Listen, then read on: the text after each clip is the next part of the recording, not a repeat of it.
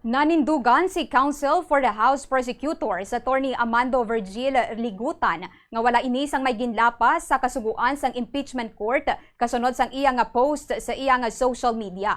Nahibaluan nga nagpost ini nahanungod sa indi pagpahanugot sa misleading questions sa cross-examination kag dapat nahibaluan ini sang tanan nga mga abogado kag law students.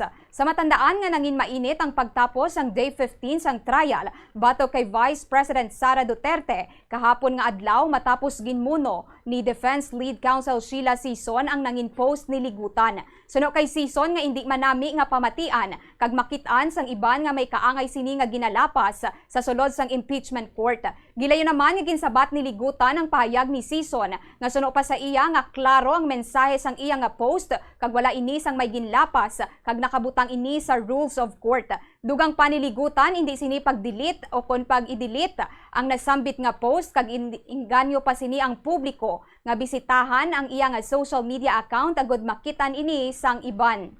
That was just a posting of what the rules are saying.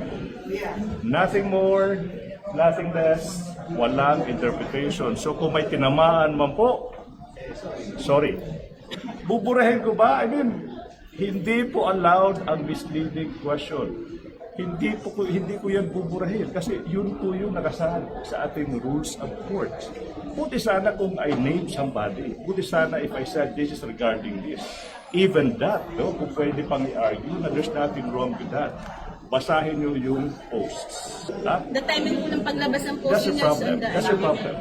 Like what I said, kung pwede ako mag-post anytime, 24-hour a day, I think that is part of my right as a human being to post something na sa tingin ko ano yung nasusulat sa rules of walang bad faith, walang malice.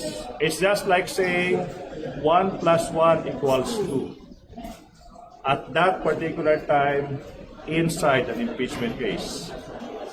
No misleading question is allowed is as true as the sun rising from the east and setting at the west. 1 + 1 = 2. There's nothing illegal about it.